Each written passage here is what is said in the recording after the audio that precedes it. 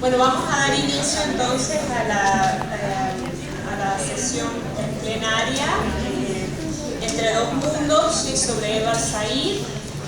Vamos a hacer entonces primero la presentación de Alejandro de Otto, luego Eduardo Restrepo y finalmente Karina Vidaseca. ¿No? Va a empezar Karina. Va a empezar Karina. Entonces empieza Karina y luego al final entonces vamos a dejar el espacio para las preguntas y los comentarios.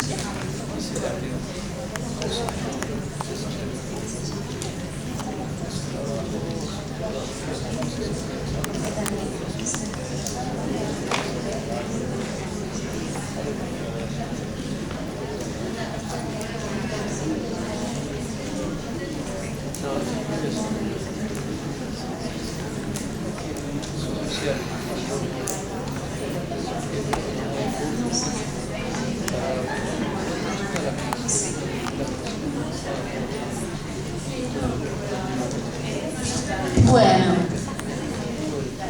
yo preparé aquí un texto más que nada biográfico de Edward Said. La idea fue que el próximo año se cumplen 10 años del fallecimiento de este gran intelectual y gran hombre comprometido que fue Edward Said, así que un poco también rendir un homenaje desde el Congreso mismo. Voy a leer, si me permiten, que es más preciso porque es parte de sus propias memorias, y después voy a terminar la presentación con un CD de fotos de un libro que me regaló una amiga y colega que se llama Elisa Gazarian, que es palestina y que estuvo aquí hace 2 años. Nos conocimos de una conferencia y me obsequió este libro maravilloso que es sobre un estudio en Palestina, en recuperación de la memoria de los habitantes que recuerdan cuando en los primeros tiempos las 3 religiones convivían armoniosamente, oraban, por supuesto antes de la guerra, ¿no? Así que es un libro precioso y que quería compartir, al menos aunque sea las postales. Dice Said: todas las familias inventan a sus padres y a sus hijos, les confieren una historia, una identidad, un destino y hasta un idioma. Mi sensación dominante era que siempre estaba fuera de lugar. Así pues, me ha costado 50 años acostumbrarme, o más exactamente, sentirme menos incómodo con Edward, un estúpido nombre inglés, uncido a la fuerza de mi apellido inconfundiblemente árabe, Said. Descubrí que tenía una alternativa con la que contrarrestar el proceso de desafío, reconocimiento y revelación presentado por preguntas como ¿qué eres? Pero Said es un nombre árabe. ¿Eres americano? No pareces americano. ¿Cómo es que has nacido en Jerusalén y vives aquí? Eres árabe, pero ¿de qué clase? ¿Protestante? No recuerdo que ninguna de las respuestas que yo daba en voz alta a aquellas inquisiciones resultara satisfactoria, ni siquiera memorable. Mi alternativa las urdía básicamente a solas. La primera consistía en adoptar el tono descaradamente autoritario de mi padre y decirme a mí mismo: soy ciudadano americano y ya está. Aquella solución me parecía lo menos convincente. Mi padre odiaba Jerusalén y aunque yo nací allí y pasamos largos periodos en aquella ciudad, lo único que decía de ella era que hacía pensar en la muerte. Así abre Edward Said su libro Memorias fuera de lugar, traducido así al castellano, que fue escrito durante 5 años, de 1994 a 1999, mientras se recuperaba de su aguda enfermedad de la leucemia. Está dedicado a su médico, el doctor Kanti Ray, y a su esposa Marian Said, al imponente, dice él, valentía médica y a la notable humanidad del doctor Ray y al afecto íntimo de quien lo sostuviera hasta los últimos momentos. Fuera de lugar, escribe, es la crónica de un mundo perdido o olvidado en lo esencial. Así como Edward, el nombre que su madre Hilda le había puesto en honor al príncipe de Gales, que tenía muy buena estampa en 1935, en el que nació, su invención fue necesaria del mismo modo que sus padres fueron invenciones de sí mismos. Dos palestinos con historias personales y temperamentos totalmente distintos que vivían en el Cairo colonizado como miembros de una minoría cristiana, en el seno de un mar más amplio de minorías, con nadie en que apoyarse más que en ellos mismos y sin ningún presidente que sirviera de referencia a lo que estaban haciendo, salvo una extraña combinación formada por las costumbres palestinas de antes de la guerra. La influencia de las misioneras en su madre, una escolarización incompleta y por tanto excéntrica, las actitudes coloniales británicas que representaban tanto a los señores como el curso general de la humanidad, entre comillas, a la que gobernaban. Después de terminar el manuscrito, en noviembre de 1998, Said cuenta que viajó a Jerusalén y al Cairo. Allí descubrió que lo que había sido una red de ciudades y pueblos en donde habían nacido todos los miembros de su clan familiar es una serie de asentamientos israelíes donde la minoría palestina vive bajo la soberanía israelí. Cuenta que una de las preguntas rutinarias que me hicieron los funcionarios israelíes era en qué momento exacto, después de nacer, me había marchado de Israel. Yo contestaba que me había marchado de Palestina en 1947, haciendo hincapié en la palabra Palestina. ¿Tienes parientes aquí? Era la siguiente pregunta. Yo respondía no, ninguno. Y eso me producía una terrible tristeza y pérdida que yo mismo no esperaba. En la primavera de 1948, todo mi clan familiar fue desplazado a la fuerza y ha permanecido en el exilio desde entonces. Por primera vez en nuestra historia, 55% de los palestinos vivimos fuera del territorio histórico de Palestina. Más de 2,5 millones de personas hacia 1995. Muchos de ellos, los de la generación más vieja, nunca se recuperaron del trauma. Edward Said nos recuerda que nació en 1935 en Palestina, cerca de Jerusalén, que su infancia transcurrió en Egipto, Palestina y Líbano, que completó sus estudios en Estados Unidos, donde se doctoró en 1962, y una carrera académica que desarrolló fundamentalmente en la Universidad de Columbia en Nueva York. Entre esos dos mundos en los que creció, Said alude a sus dificultades para definir si el árabe o el inglés fue realmente su primer idioma. Ambos habían estado siempre en su vida. Orientalismo es, como sabemos, su libro más citado, ¿no?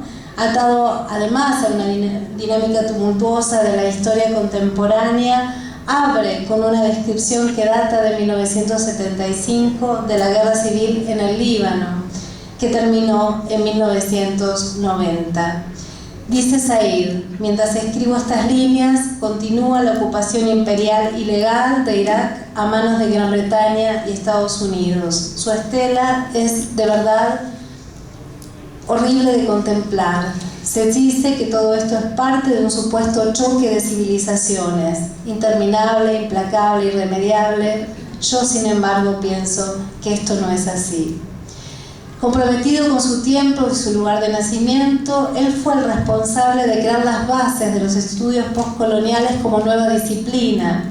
Él proveyó los instrumentos metodológicos y lingüísticos para ayudarnos a comprender la naturaleza del imperialismo y su impacto maligno sobre sociedades coloniales en todo el mundo. Lo dice su amigo Nasseh Haruri. Ha escrito numerosos libros, 20 alrededor, más de 250 artículos traducidos en 26 lenguas, dictó al menos 500 conferencias sobre la cuestión palestino-israelí y sobre la relación política-cultural entre Oriente y Occidente, quizás sus dos grandes temas, pero también sobre música.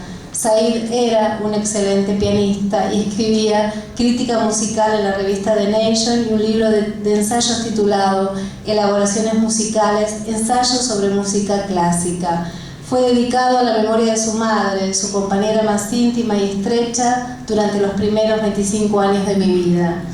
Cuando ella, que había nacido en Nazaret, que fue enviada primero a un internado en Beirut y después a una institución misionera, la American School for Girls, y luego a la Universidad Americana de Beirut, en la cual se destacaba por su popularidad e inteligencia. En 1932 afirma que su madre fue arrancada de una vida feliz en Beirut para regresar al viejo y adusto Nazaret, donde le prepararon un matrimonio concertado con su padre, que desde ese momento, dice, nunca más volvió a trabajar y a estudiar. La entregaron, dice de su madre, a un hombre mucho mayor que ella, tal vez en compensación por algún pago efectuado a su madre, que de inmediato la llevó por países extraños y la acabó instalando en el Cairo, una ciudad gigantesca y confusa en un país árabe extraño para ella. Said cuenta que heredó de su madre muchos hábitos, el insomnio crónico y a menudo autoinfligido, un interés profundo por la música y el lenguaje, así como por la estética, la apariencia, el estilo y la forma, una provisión interminable de energía física y mental y el cultivo por la soledad, como una forma tanto de libertad como de aflicción.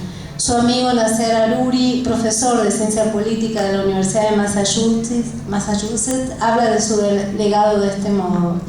Académico activista con guiones, es verdaderamente una rara descripción que une guión para la mayoría de las personas de la estatura de Said. Aunque la característica de Edward, su apariencia, estilo de vida, pareciesen aristocráticos, sus escritos, conferencias y activismo consolidaban una relación integral entre la academia y la sociedad civil. Edward fue el académico activista por excelencia. Él creaba el puente entre los desamparados y la Torre de Marfil. Él asumió la causa de Palestina en dimensiones que seguramente estarán cerradas para los desamparados: los salones de conferencias, los escenarios para conciertos, las revistas para eruditos. Su nacionalismo férreo no obliteró su interpretación de la historia de dos pueblos. En un precioso libro que se llama Palestina, Memoria, Invención y Espacio, escribió lo siguiente: la vida de los israelíes y palestinos están desesperadamente entrelazadas. No hay modo de separarlas. Ustedes pueden tener una fantasía y negar o poner al pueblo en guetos, pero en realidad hay una historia en común. Entonces nosotros tenemos que encontrar el modo de vivir juntos. Muestra de ello fue, junto a su amigo el pianista y director argentino Daniel Barenboim, que diseñó el proyecto para unir jóvenes músicos árabes e israelíes, por el cual le fue otorgado un premio, el Príncipe de Asturias de la Concordia, en el año 2002. ¿Qué significa ser palestino?, se preguntaba, y cómo se relacionaba esto con la identidad, la memoria y la historia. Edward decía: nosotros nos mantenemos firmes en el tema de la identidad como algo mucho más significante y políticamente democrático que la mera residencia y servidumbre que Israel nos ofrece. Lo que nosotros pedimos como palestinos es el derecho a ser ciudadanos. Elegir esa identidad es hacer historia, no elegirla es desaparecer. Su amigo Ekbal Ahmad lo recuerda, haciendo un retrato del palestino como una sombra del judío, una sombra que no desaparecerá salvo con un abrazo humano. El destierro, el exilio interior y la búsqueda de libertad fueron tópicos centrales en su vida. Mi búsqueda de libertad, del yo aplastado u oculto debajo de Edward, solamente podía nacer de aquella ruptura, de manera que ha llegado a pensar en algo de esto como afortunado, a pesar de la soledad y la infelicidad que viví durante mucho tiempo. Yo siento que no tengo un lugar. Yo he sido amputado de mis orígenes, vivo en el exilio, soy un exiliado. La nuestra es una sociedad, de la época del refugiado, de hombres desplazados, de inmigración masiva. El exilio moderno es irremediablemente secular e insoportablemente histórico. Llegamos al nacionalismo y a su vínculo esencial con el exilio. El nacionalismo es una forma de pertenencia a un lugar, a un pueblo, a una herencia. Las metáforas de vida y de muerte, de la sobrevivencia, ¿qué hacen que sea imposible pensarse en términos de narración, sino tan solo de llegar al día siguiente? En el plano internacional, decía Said, cuando Palestina intenta narrar la historia, se la ataca sistemáticamente. Incluso cuando se presenta una obra de teatro o documentales, la cancelación del tour del grupo Hakawati en 1998 o la amenaza de suspensión se restituyen si se incluye un panel con la representación de la otra parte. Siempre somos la otra parte de la otra parte, y eso ha dado cierta incoherencia en el discurso palestino. Cada vez que hablamos en público, como me sucede a mí, es necesario comenzar la historia desde el principio. Además de hacernos parecer incoherentes, también nos presentan como inhumanos. Da la impresión de que se está hablando de gente sin historia. La mayoría de nuestra gente no vive en Occidente, por lo que resulta casi imposible derribar esa barrera. Por eso, en Cultura e Imperialismo va a hablar de colonialismo intelectual, como la asimilación de la perspectiva del colonizador. La validación no viene de tu propia sociedad y de tus propios valores, sino de los de él. Este permiso para narrar, por el cual su pueblo no puede representarse por sí mismo, solo puede representarse a través del filtro de la negación israelí y la complicidad de Estados Unidos. No hay lugar para el pueblo palestino en el Banco Mundial de la Memoria. Solía decir que la situación singular de este pueblo es que somos las víctimas de las víctimas, lo cual es bastante inusual, pues estamos sujetos a un colonialismo único. Nos quieren muertos o exiliados. La figura de la muerte, pero también de la libertad, que sintetiza las representaciones de su padre y madre, se encuentran plasmadas en la poesía de un reconocido poeta, Mahmoud Darwish, en su libro After the Sky, que en realidad es el título del poema de Darwish, donde dice lo siguiente: la tierra se cierra sobre nosotros empujándonos al último túnel, o a dónde van los pájaros después del último cielo. Y también hay una cita de Pablo Neruda en su ensayo que dice lo siguiente: por mi conducto, la libertad y el mar llevarán la respuesta al corazón mortajado. Murió enfermo en Nueva York el 25 de septiembre de 2003. La muerte de Edward Said entristeció a millones de personas en toda la tierra, escribía su amigo. En su funeral en Riverside Church, cerca del campus de Columbia, donde vivió y enseñó durante 4 décadas, cuenta su amigo que Barenboim tocó 4 piezas de la música favorita de Edward. Dejo aquí y solamente me resta mostrar este CD, sí, que son las imágenes de este libro que se llama La tumba de Raquel, un extraño en mi propio hogar, percepciones del otro lado del muro, y es una investigación que realizó Elisa Gazarian acerca de las memorias que fueron recogiendo sobre todo de los ancianos más grandes que encontraron en la comunidad cerca de Jerusalén, donde hay recuerdos de cómo estas 3 religiones y estos 3 cultos podían, hubo un momento en la historia en que pudieron estar interrelacionados y en paz, ¿no? Si vemos, no solo hay fotos del templo, esta es una de las fotos del interior, sino la siguiente. Esta es una foto de Palestina bajo el dominio británico, ¿sí? Fíjense en la construcción esa es la tumba de Raquel. Vamos a ver más tarde cómo se ha convertido luego de la edificación del muro, ¿no? La siguiente. Esta es precisamente la tumba de Raquel hoy. La siguiente. Aquí está marcado en rojo, ¿sí?, la separación que logró la edificación del muro, donde la tumba de Raquel queda del lado de Israel, asimismo como el cementerio palestino. Estas son imágenes del muro, las siguientes creo que también. Aquí está ya el muro con sus controles, sus checkpoints.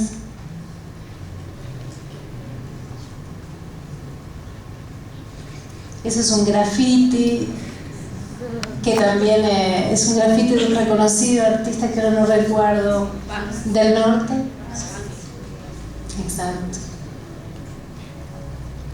Esa es la estación que quedó de servicio, que quedó allí frente al muro.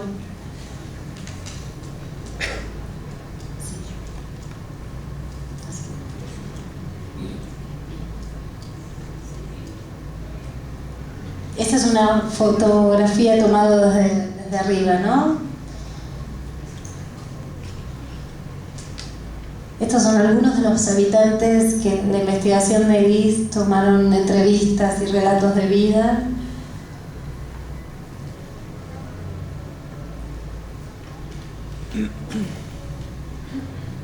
De nuevo el checkpoint. Este es el cementerio.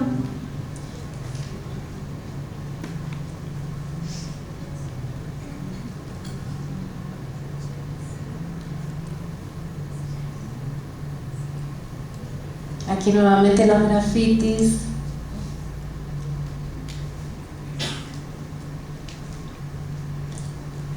Que tiene que ver también con el boicot, ¿no? Académico que se hace, es un movimiento internacional, ¿no? Y la última, creo que es...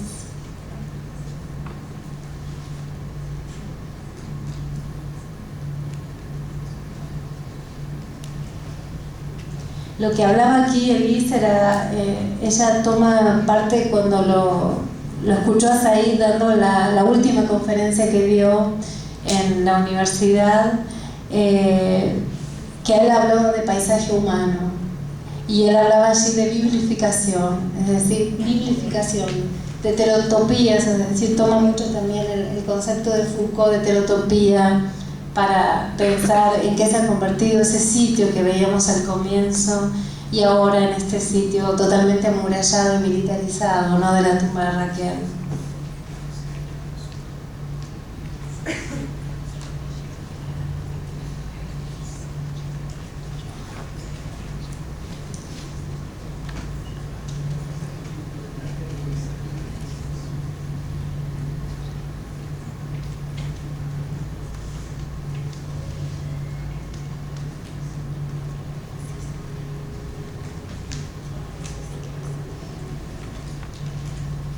Ahí está, si pueden ver, ¿no? El del costado, ahí está la representación, ¿sí? De la tumba de Raquel de antaño.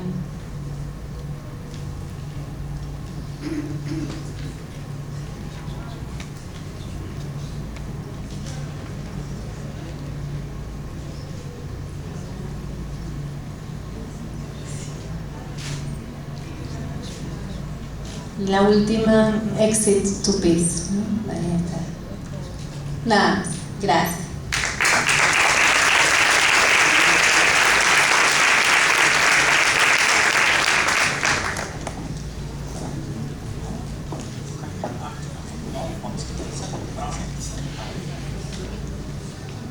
Bueno, hemos decidido aquí con Alejandro, después de esta muy buena presentación del contexto biográfico y político e intelectual de Said, de que sus ideas sean intervenidas por las mías y las mías por las de él. Espero que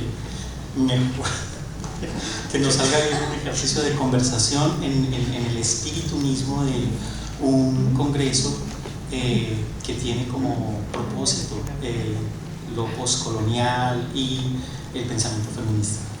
Bueno, empiezo yo.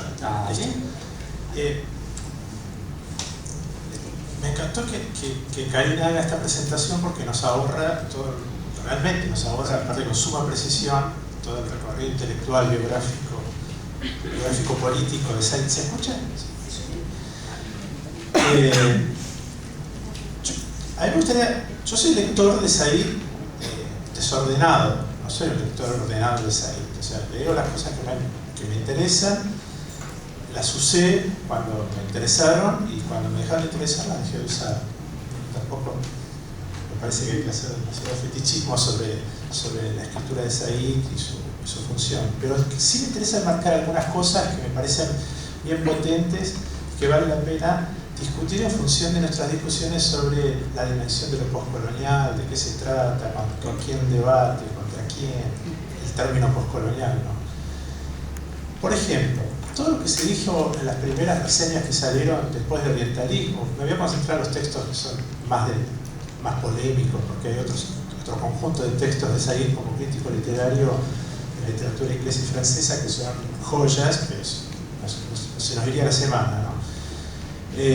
Cuando salieron las primeras reseñas sobre Orientalismo se dijeron todas cosas ciertas acerca del libro, ¿no? Entre las que se dijeron fue, por ejemplo, que tenía una visión binaria del mundo, que construía una visión homogénea acerca del otro cultural, que pensaba también de manera homogénea el modo en que Occidente construía discursos sobre la otredad, que se le perdían en el medio los problemas de subjetivación tan importantes y tan tensos y complejos que genera la cultura del imperio, que era una traición al Islam, ¿no? Fue censurado el libro en Asia Occidental,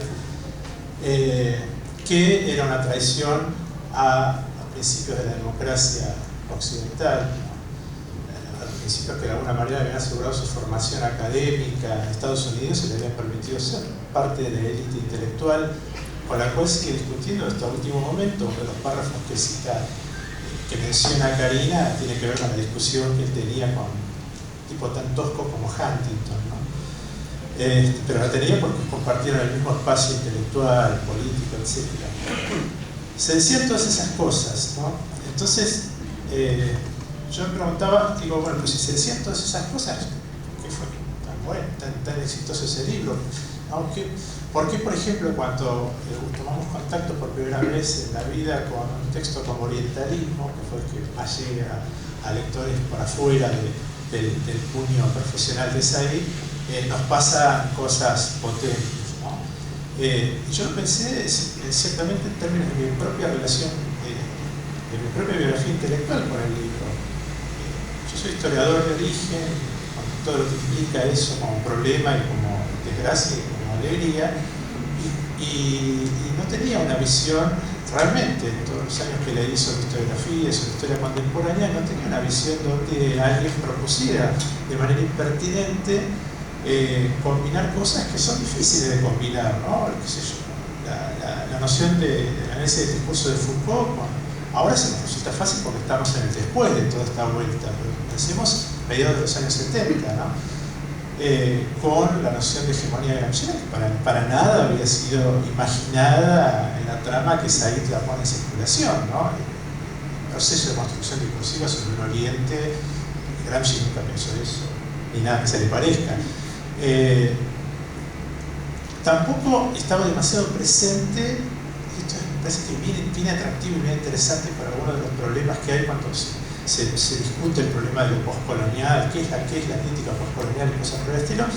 Tampoco Said era un respetuoso de todas estas profecías sobre la desaparición del autor o la función del autor como la clave interpretativa, porque Said era un tipo que cruzaba todo el tiempo esa tensión biográfica autorial con textos que reclamaban una situación excéntrica, inclusive sus propias lecturas teóricas con respecto a esa idea del autor situado en el centro de la escena y cosas por el estilo.